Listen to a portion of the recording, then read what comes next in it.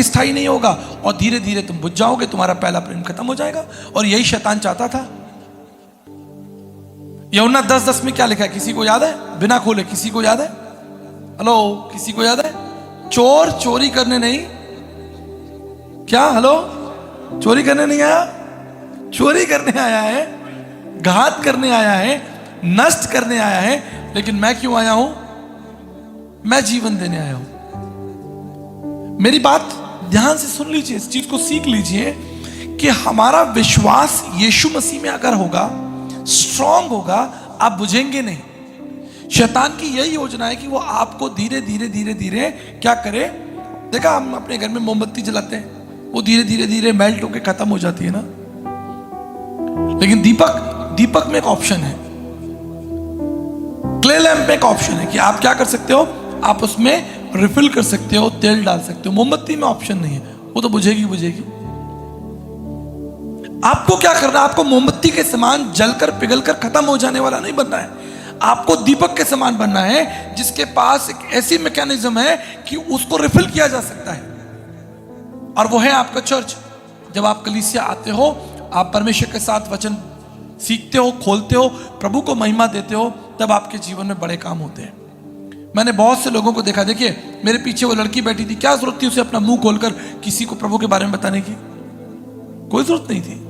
और वो भी रात को 2 बजे, कम ऑन, रात को 2 बजे वो वापस आपस में बात कर रहे हैं। मैं वहां गई, मैंने ये किया, मैंने यीशु मसीह की सेवा की, बाइबल में ये लिखा है, और मैं बड़े ध्यान से सुन रहा हूं उनकी बातों को।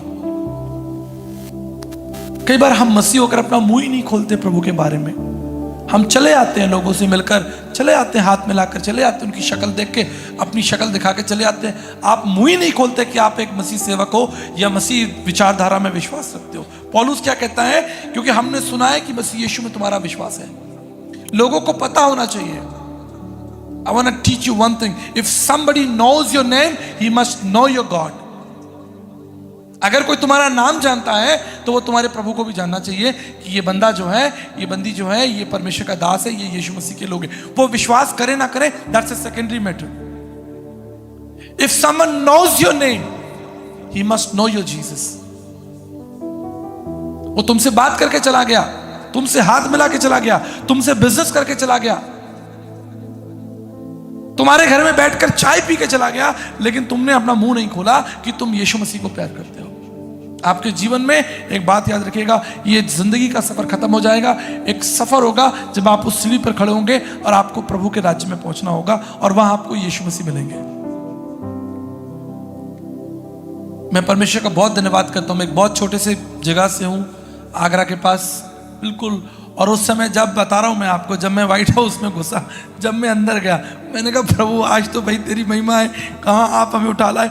और वो भी क्यों उठा लाए? अपने पुत्र यीशु मसीह की महिमा करने के लिए। अरे बड़े बड़े मिनिस्टर बैठे, बड़े बड़े अधिकारी बैठे, डिसीजन मेकर्स बैठे। आप सोचिए, अमेरिका का वीजा लगना मुश्किल है, होमलैंड सिक्योरिटी का डायरेक्टर मेरे सामने बैठा हाथ जोड़कर, कह रहा भाई बाइबल पढ़ाओ, भाई आप यीशु मसीह के बारे में कुछ बोलो। Can you believe that?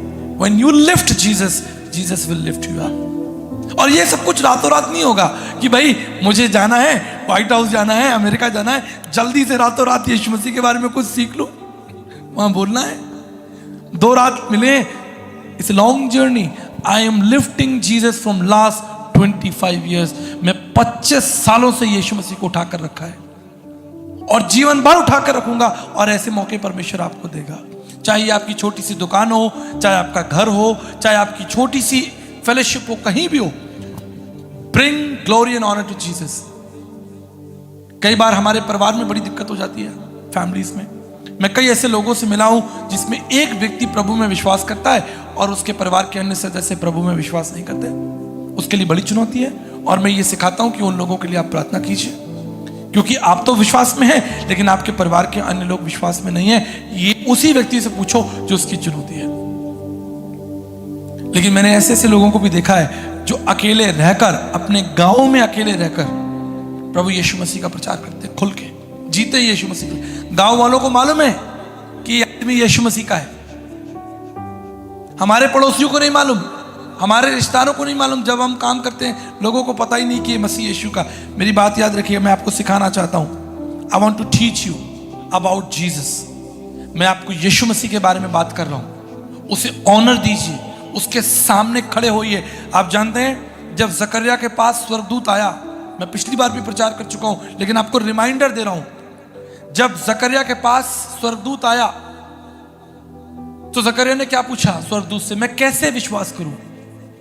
तो स्वर्गदूत ने क्या कहा, मेरा नाम जिब्राइल है और मैं यहोवा के सामने खड़ा रहता हूं। जब आप यहोवा के सामने खड़े होंगे आपके पास एक संदेश होगा, एक कॉन्फिडेंस होगा, आपका सर ऊंचा रहेगा। आप जानते हैं कितने स्ट्रांगली जिब्राइल ने कहा कि मैं जिब्राइल हूं जो यहोवा परमेश्वर के सामने खड़ा रहता हूं। जब आप बाइबल खोलेंगे, जब परमेश्वर के पुत्र प्रभु यीशु मसीह का वचन आपके छाती के अंदर जाएगा, आपके दिमाग के अंदर जाएगा, आप साधारण व्यक्ति नहीं होगे। आपके अंदर एक कॉन्फिडेंस होगा, आप दुनिया को फेस कर सकोगे, आप परिस्थितियों को फेस करोगे। परमेश्वर आपको विजडम देगा। कुछ लड़ाइयां आप लड़ेंगे, उसका हल आपको तुरंत नहीं मिलेगा लेकिन उसका हल आपको बाद में मिलेगा और जरूर मिलेगा। परमेश्वर ने बोला यशायाह से कि भाई लिख, एक पुत्र होगा, प्रभुता उसके कांधे पर होगी। दूसरे दिन वो प्रोफेसी पूरी हो गई। राइट? हेलो, परमेश्वर रात में स्वर्गदूत भेजा, उसको बोल भाई लिख दे, एक पुत्र होगा, प्रभुता उसके कांधे पर होगी और वो कुंवारी स्त्री से पैदा होगा। और वो बात पूरी हो गई अगले दिन। ऐसा हुआ? ऐसा नहीं हुआ। उसको पूरा होने में 1500 साल लग गए। परमेश्वर का वचन क्या कहता है, जो प्रतिज्ञाएं मैंने तुमसे की हैं उसमें देर हो सकती है लेकिन उसमें धोखा नहीं होगा। आमीन। Walk with Jesus. कुछ प्रतिज्ञाएं आपके जीवन में पूरी होंगी, कुछ प्रतिज्ञाएं आपके संतानों के जीवन में पूरी होंगी। क्या आप नहीं चाहते कुछ बड़ी प्रतिज्ञाएं परमेश्वर आपके बच्चों के जीवन में पूरे करें, या आप चाहते हैं कि सब मेरे जीवन में अभी तुरंत ही पूरी हो जाए? God is a wise God. मैं पिछले दिनों जब ऑनलाइन क्लास ले रहा था, मैंने एक बहुत अद्भुत बात बताई, परमेश्वर मुझ पर रिवील की। मैं अपने चर्च को बताना चाहता हूं क्योंकि मैं आपसे प्यार करता हूं। मैं चाहता हूं कि जो कुछ प्रभु मुझे दे रहा है, जो अच्छा भोजन मुझे प्रभु ने दिया है, वो अच्छा भोजन मैं आपको दे दूं। राइट? आप जानते हैं अच्छा भोजन आप किसको देते हैं? जिससे आप प्यार करते हैं। कभी कभी होता है ना, आप बढ़िया खा रहे हैं, एकदम से कोई किसी ने दरवाजा खटखटा दिया, कोई आ गया तो आप कहते भाई अंदर ले जाओ, अंदर ले जाओ। राइट?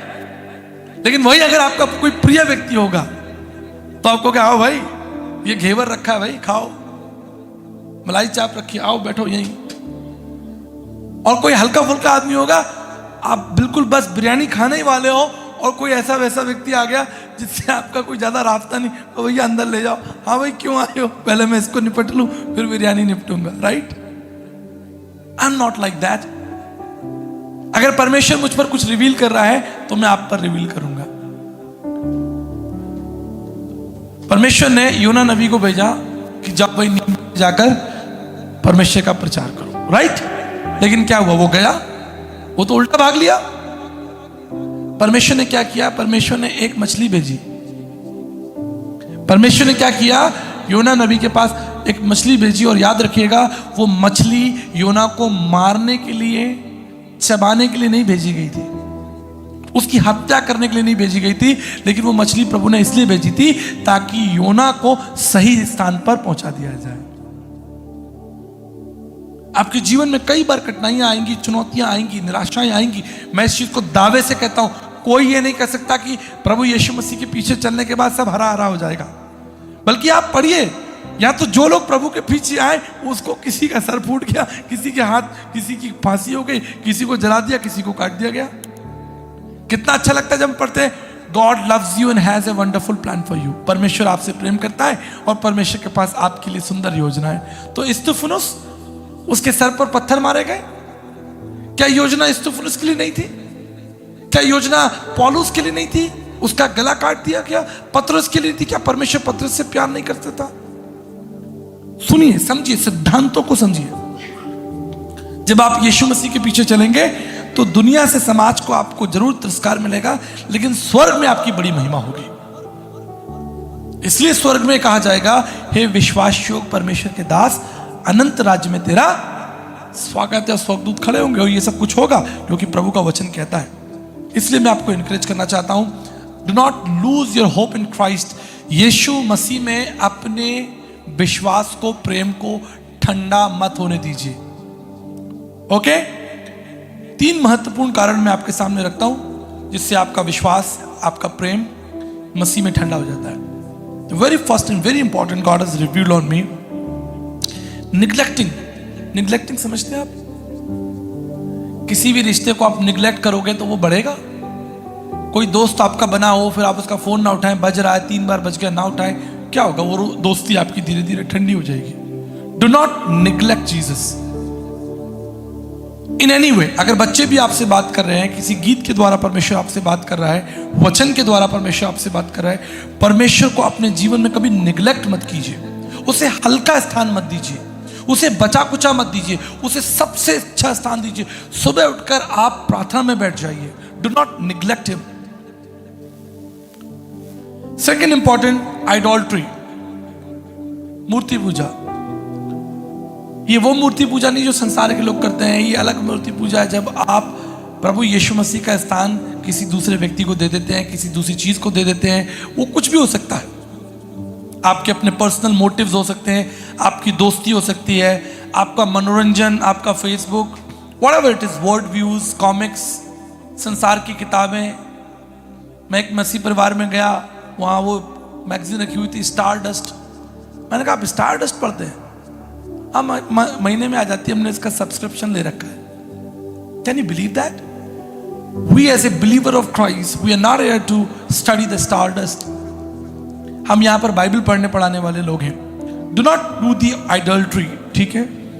मूर्ति पूजा ना करें। अपना स्थान जो प्रभु को आपको देना है वो आपकी इच्छाओं को, earthly desires, focusing on self. बहुत बार हम अपने आप को बहुत फोकस करते हैं ना, अपनी डेंटिंग पेंटिंग में लगे अपने बाल देख रहे हैं, अपने शीशे में खड़े हुए सोच रहे हैं, अपने बारे में सोच रहे हैं, कपड़ों के बारे में सोच रहे हैं, हम क्या खाएंगे, हम क्या पिएंगे। सेल्फ डिजायर, सेल्फ मोटिव में इतना लगे हुए हैं कि हमको परमेश्वर के बारे में मनन चिंतन करने के लिए वो पहला प्रेम तो क्या मैं कहता हूँ वो तो आखिरी हो गया है भी नहीं, कि लाइफ से निकल ही गया वो, जैसे पवित्र आत्मा छोड़कर चला ही गया। Come on church, listen, do not lose your hope.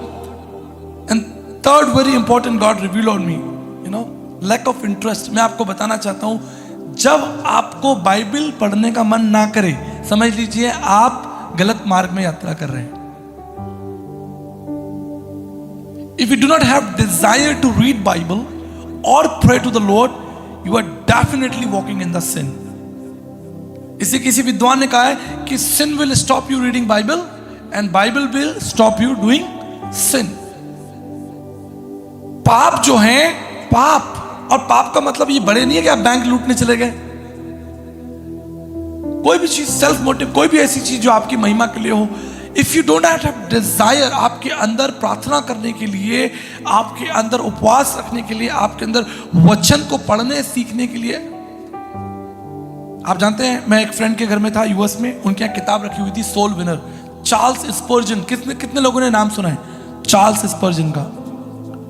One of the best writer in the whole world, Charles Spurgeon, परमेश्वर के महान दास। आप उनकी किताबें पढ़े, उनकी किताब रखी हुई थी सोल विनर। अब देखिए, मेरे आगे बड़ी कठिन परिस्थिति हो गई। मैं अपने फ्रेंड के घर में हूं, मैं 1 हफ्ते उनके पास रहा। ये बात अलग है कि उनके कुत्तों ने मुझे बहुत परेशान किया। 1 हफ्ते में बहुत परेशानी में रहा मैं।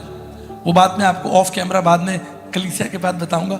लेकिन अब जब मैं बिल्कुल जाने वाला हूं, उनके घर से निकलने वाला हूं अगले 2 मिनट के अंदर, और हमने प्रार्थना कर ली, लेकिन 2 दिन से मेरा हार्ट जो है, मेरा जो दिल है, उस किताब के ऊपर था सोल विनर। मैं उसको पढ़ रहा हूं। अब मेरे मन में आ रहा है कि यार मैं इनसे मांगू कि ना मांगू, इनकी किताब है।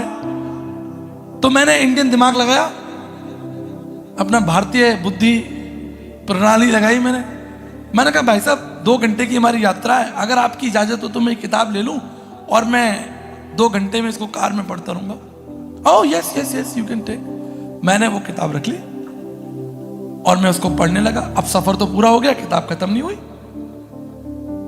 लास्ट में मेरे मित्र को कहना पड़ा कि भाई साहब आप इस किताब को ले जाओ। Do you have that love for Jesus कि भाई मुझे प्रभु के लिए ये काम करना है? अब वो यहाँ नहीं मिलती जल्दी किताब, इंडिया यहाँ कहाँ मिलेगी। लास्ट दिन मेरे पास समय भी नहीं खरीदने का, मैं तो जहाज में बैठने वाला हूँ। लेकिन वो किताब मुझे क्यों चाहिए? क्योंकि उसमें परमेश्वर के महान दास चार्ल्स स्पर्जन बता रहे हैं कि इस संसार में सबसे अच्छा काम तुम कर सकते हो वो ये कि आत्माओं को प्रभु के लिए जीतो। अगर तुम आत्माओं को नहीं जीत रहे हो, आत्माओं को जीतने का दर्शन बोझ तुम्हारे अंदर नहीं है, तो तुम यीशु मसीह को नहीं जानते हो। That's a wonderful statement. अगर तुम्हारे पास अपनी कलीसिया के लिए, अपने चर्च के लिए विजन नहीं है, अपने चर्च में आने वाले लोगों के लिए, जवानों के लिए, बच्चों के लिए विजन नहीं है, आप यीशु मसीह को नहीं जानते हो। अगर आप में बाइबल पढ़ने की रुचि नहीं है, प्रार्थना करने की, कितने लोग घुटने पे प्रार्थना करते हैं? हाथ उठाइए, दिखा दीजिए मुझे अपना हाथ। कोई बात नहीं, हो जाए आज, दूध का दूध पानी का पानी।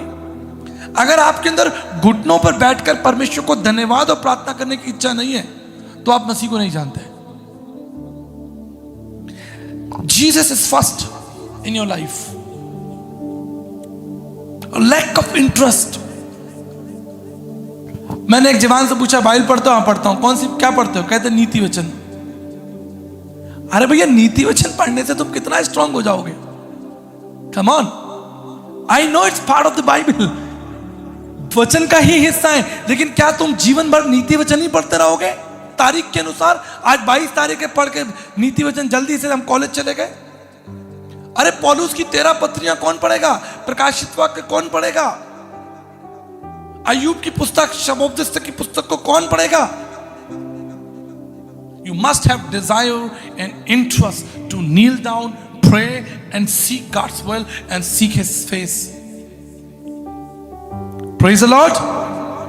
शांति इतनी कैसे हो गई? Hello, okay, now listen. 4 महत्वपूर्ण बातें जो आपको मसीह में मजबूत करेंगी। 4 इंपॉर्टेंट थिंग्स। सबसे पहले, your first encounter with Jesus Christ. जब आपकी मुलाकात प्रभु यीशु मसीह से हुई थी, उस समय को याद कीजिए। आप कितने खुश थे, कितने एक्साइटेड थे, कितने घंटे बाइबल पढ़ते थे, कैसे प्रार्थना करते थे। उस समय को आप याद कीजिए। और ये विशेष रूप से मैं आपको बताना चाहता हूं, जो अन्य जाति परिवार से आते हैं, ये उनके लिए बहुत इंपॉर्टेंट है। मसीहों का तो पता नहीं उन्होंने कब शुरू की, कब खत्म की, कहां चल रहे हैं, कहां नहीं चल रहे, कुछ पता नहीं उनका। पर जो गैर मसीह, उनको मालूम है कि हमने अपने जीवन की यात्रा कब शुरू की थी, वो तारीखें थी, वो महीना था, वो व्यक्ति हमारे पास में आया था, उसने मुझे एक बाइबल दी थी, उसने मुझे एक किताब दी थी। उनके पास एपिसोड्स हैं, उनके पास घटनाओं का क्रम है, लेकिन मसीहों के पास घटनाओं का क्रम नहीं है, क्योंकि वो तो बचपन से देखते चले आ रहे हैं। उनके लिए बड़ा मुश्किल होगा कि पहली बार हमने यीशु मसीह को कब स्वीकार किया था या कब हमने उसको अपना प्रभु माना था। लेकिन फिर भी अगर आपके पास ऐसा कोई आपको समय या ऐसा दृश्य याद आता है, तो आप मनन कीजिए, चिंतन कीजिए। इजराइलियों के बारे में आप अध्ययन करेंगे, वहां पर हम देखते हैं कि कैसे परमेश्वर ने बार बार इजराइलियों की रक्षा की। उनका इतिहास आज हम पढ़ते हैं। गो इन द पास्ट, इतिहास में झांक कर देखें कि परमेश्वर ने लोगों की कैसे सहायता की, वही परमेश्वर आपकी सहायता करेगा। Go back in the history, whether it is in your personal life और in the document of the Bible. आपकी निजी जिंदगी से या बाइबल के अध्यायों में आप जाएं और ढूंढें कि परमेश्वर ने उनकी कैसे सहायता की। आप रीग्रेन कर पाएंगे, उस लव को पुनः स्थापित कर पाएंगे। राइट। दूसरी इंपॉर्टेंट चीज, prioritise the authority of Christ. जब तक आप यीशु मसीह को अथॉरिटी नहीं देंगे, लिसन, मैं बहुत इंपॉर्टेंट बात आपको कम शब्दों में समझाना चाहता हूं। आपको अपने मुंह से बोलना पड़ेगा कि प्रभु, मैं अपने जीवन में आपको अपना प्रभु स्वामी बनाता हूं। जब आप उसे अधिकार देंगे, जैसे डॉक्टर के सामने आप बैठ जाते हैं, लेट जाते हैं, और डॉक्टर जो अपना काम शुरू कर देता है। वकील को आप अपना सारा किस्सा चिट्ठा बता देते हैं कि भाई देखिए, दुनिया से आप लड़ रहे हो, लेकिन वकील को आपको बताना पड़ेगा कि जी मैं तो ये काम करके आया हूं। राइट। आपको ट्रस्ट बताना ही पड़ेगा, वो बात करनी ही पड़ेगी।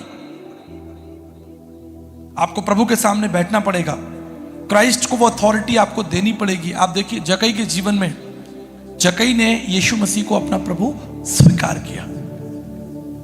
उसने वो प्रायोरिटी प्रभु यीशु मसीह को दी। उसने अपना धन गरीबों में बांट दिया और प्रभु के पीछे हो लिया, और प्रभु को उसने अपना प्रभु कहा। थोमा के बारे में भी हम पढ़ते हैं ना, उसने भी प्रभु के सामने घुटने टिकाए और कहा, हे मेरे प्रभु, हे मेरे परमेश्वर। सो फर्स्ट थिंग, इतिहास में जाइए और ढूंढिए कि परमेश्वर ने इतिहास में लोगों की कैसे सहायता की, परमेश्वर ने आपकी कैसे सहायता की। जब आप बीमार थे, कमजोर थे, निराश थे, उस समय आपकी गवाहियां कितनी मजबूत थी। आप खड़े होकर लोगों को बोलते थे, प्रभु ने मेरे जीवन में ये बड़े काम किए। आज वो गवाहियां क्यों नहीं होती? पहले तो आप माइक में आकर गवाही देते थे कि भाई मेरा घर नहीं था, मुझे प्रभु ने घर दिया, मेरे पास साइकिल नहीं थी। पहले तो हम साइकिल भी खरीद लेते थे तो भी हम परमेश्वर की गवाही देते थे। आज तो घर बन जाते हैं, गाड़ियां बन जाती हैं, आज आप दुनिया के बड़े बड़े काम कर लेते हैं, लेकिन आपको लगता नहीं कि वो गवाही का हिस्सा है। आपको लगता है मेरे जीवन में हो गया, मैं बुद्धिमान हूं, मेरा इंक्रीमेंट हो गया, मुझे सैलरी मिल गई, मेरी चीजें आ गई, मैंने कर लिया, मेरा रुका हुआ पीएफ मिल गया, मैंने कर लिया। लेकिन पहले किस्तों पर साइकिल भी आती थी तो भी आप कहते थे प्रभु ने मुझे दिया। आपके पास धन्यवाद देने के, आदर देने की महिमा थी, रीजंस थे। तीसरा important, act with love, not just a duty, act with love. अब कई बार क्या होता है कि हमने बजाने के लिए बोल दिया, अब आप बोल दिया तो बजा रहे हैं, गा रहे हैं, लेकिन दिमाग में हमारी चिंताएं चल रही हैं। Are you singing for Jesus? Are you playing for Jesus? क्या आपके अंदर वो उत्साह है, या बस आपको लगता है कि भाई एक रूटीन है, मुझे ऑक्टोपैड बजाना है, मुझे कीबोर्ड बजाना है, मुझे अपना समय देना है, 4 गाने गाने और बैठ जाने? Are you excited for that?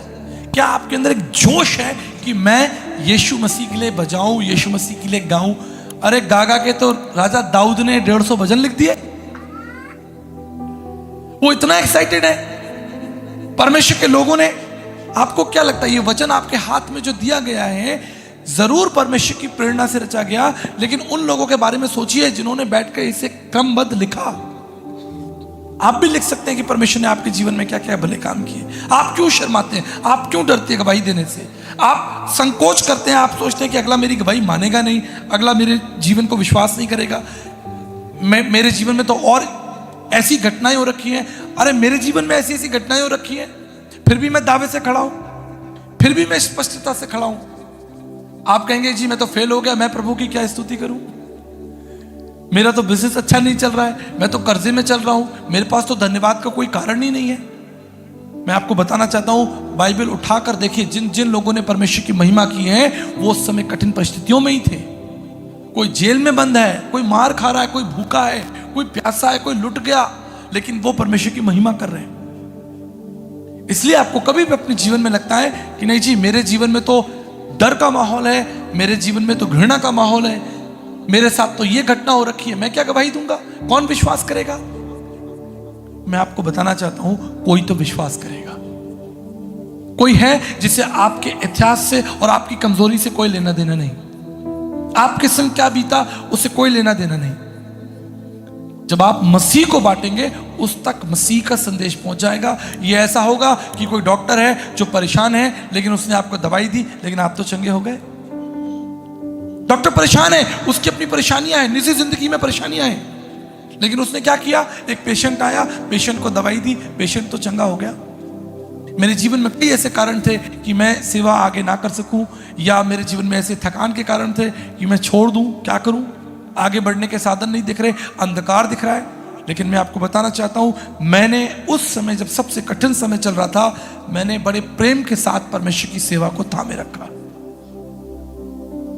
कोई फॉर्मेलिटी नहीं थी, लेकिन मैंने कहा नहीं, मैं इस परमेश्वर की सेवा करता रहूंगा, मैं इससे दूर नहीं जाऊंगा। इससे दूर जाना मेरे लिए खतरा होगा, इससे हटना मेरे लिए खतरा होगा। कई बार हमारे संग क्या हो जाता है, कोई किसी की बात किसी को बुरी लग जाती है, चर्च के नाम पर बिल फट जाता है कि हम चर्च नहीं आएंगे, उसने हमारे वो आएगा तो हम नहीं आएंगे, उसने मुझसे ऐसा बोल दिया, उसने मेरे संग ऐसा कर दिया। याद रखिएगा, शैतान चोरी करने, घात करने और नष्ट करने आता है, लेकिन परमेश्वर जीवन देने आया है।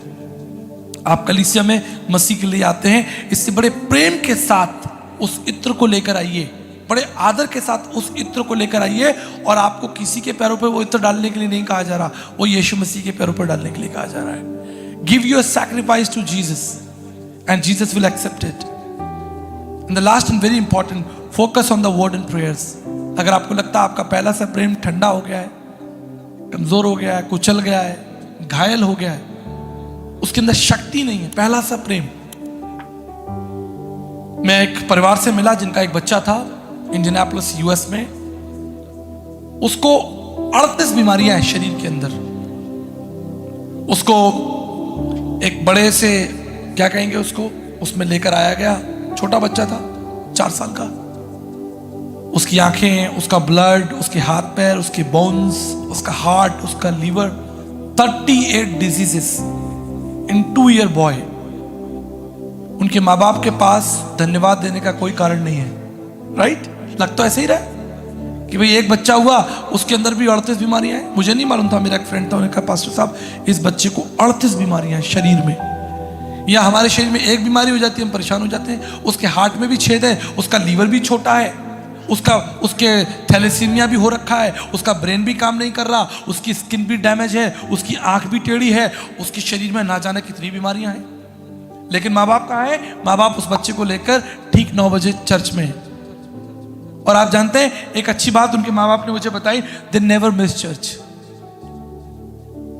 उस बच्चे को लेकर उठाकर तैयार कर कर प्रत्येक रविवार को परमेश्वर की आराधना करने के लिए आते हैं। कोई आशा नहीं दिख रही, कोई चमत्कार नहीं हो रहा, बच्चा वैसे ही है 2 साल से। लेकिन वो एक बात जानते हैं कि हम परमेश्वर के साथ अपने मुंह को नहीं मोड़ेंगे, चाहे हमारे जीवन में कितने ही कष्ट आ जाए। क्योंकि संसार की यात्रा तो खत्म हो जाएगी, लेकिन परमेश्वर के संग यात्रा जो है वो सदा बनी रहेगी। पतरस ने 3 बार यीशु मसीह का इनकार कर दिया। हम पढ़ते हैं ना, पतरस ने कितनी बार कर दिया, कितनी बार कर दिया, 3 बार कर दिया। आपने कितनी बार कर दिया? हेलो आप पतरस की 3 बार गिन के बैठे, अपना नहीं गिन रहे हैं। मैं अपना नहीं गिन रहा हूं।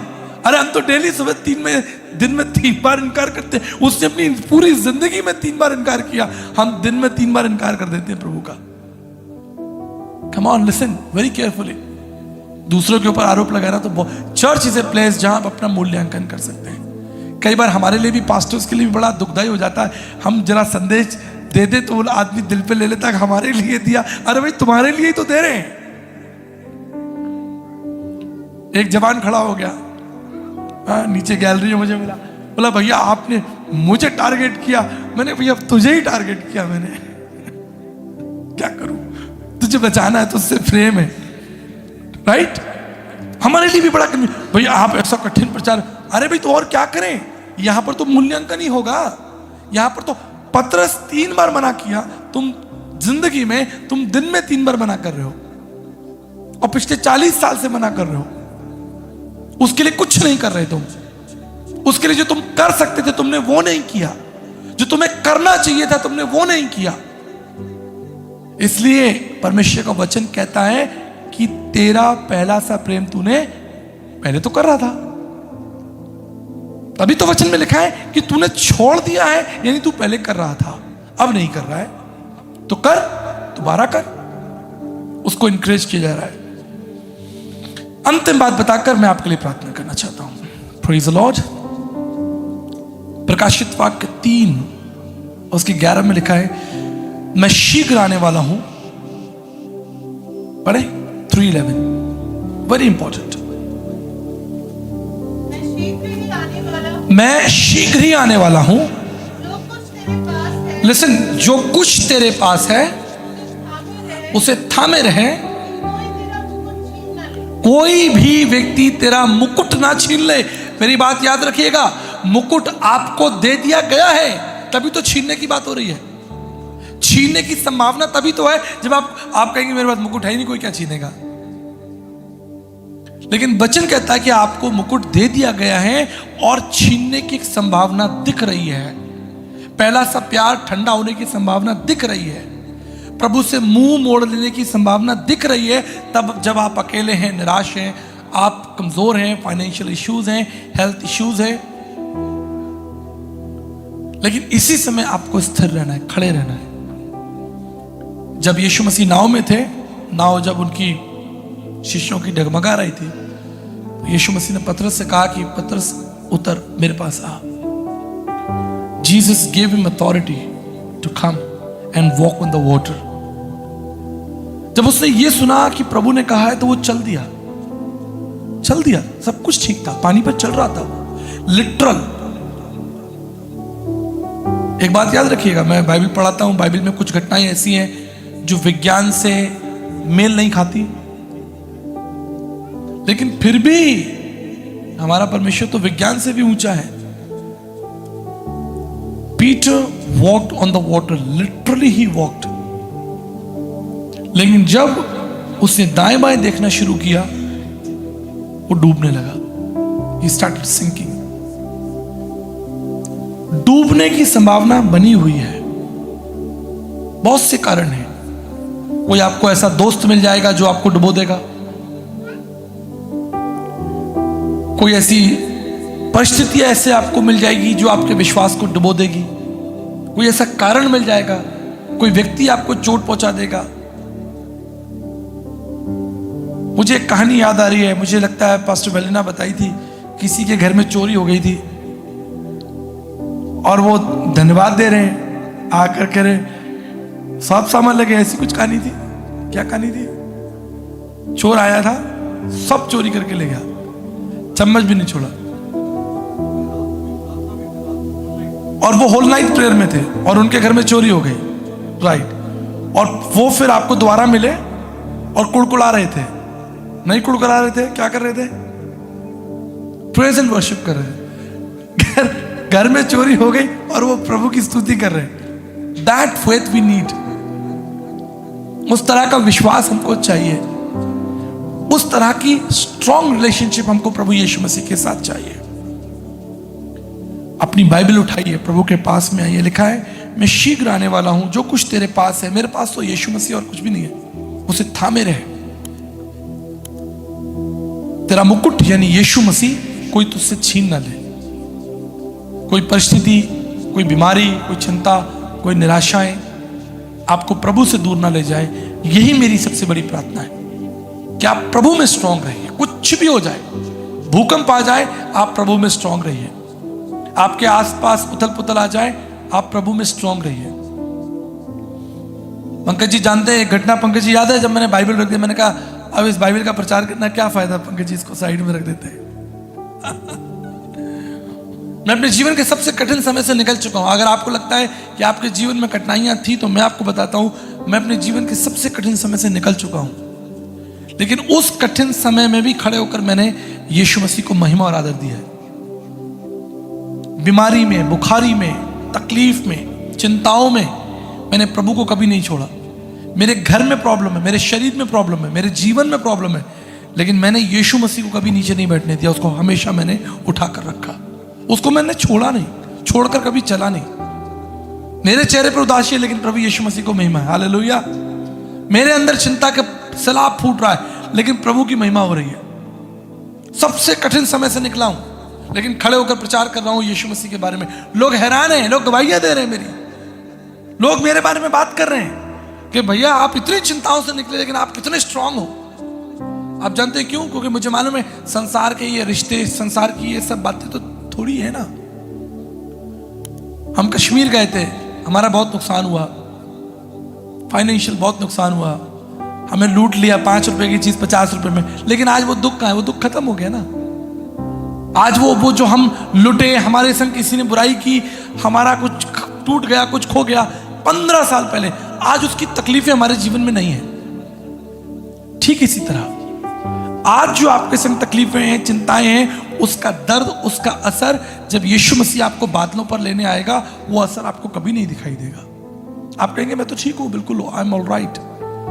आपको स्वर्ग में उठने के लिए तैयारी करनी है, आपको वचन में गहराई होने के लिए। इसलिए मैं आपको याद दिलाना चाहता हूं, प्रकाशित वाक्य 2:4 जाकर इस पर मनन कीजिएगा। क्या आपने पहला सा प्रेम तो नहीं छोड़ दिया? और यदि छोड़ दिया है, कम बैक टू जीसस। उस उद्देश्य को दोबारा स्थापित कीजिए। बड़े कामों के लिए प्रार्थना कीजिए, परमेश्वर के निकट आइए। वो आपसे बोलेगा, आपसे बात करेगा, आपको अपने प्लान्स रिवील करेगा।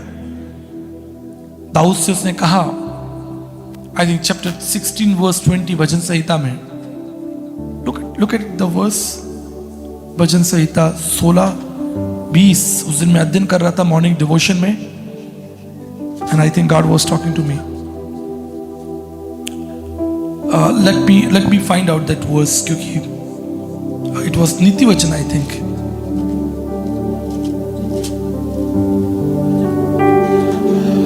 उसने it was very powerful, let me read, क्योंकि बहुत सारे वचन मुझे अभी दिमाग में मेरे घूम रहे हैं, लेकिन मैं ज़्यादा समय नहीं लेना चाहता। मैं आपके साथ बस हल्की फुल्की बात, हाँ 16-20, सॉरी भजन संहिता नहीं, नीति वचन।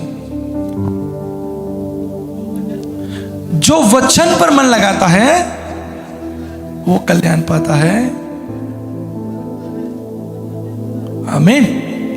तो आपको भरोसा किसी पड़ोसी पे, रिश्तेदार पर, समाज पर, दुनिया पर, धन पर, अपनी योग्यताओं पर नहीं रखना है।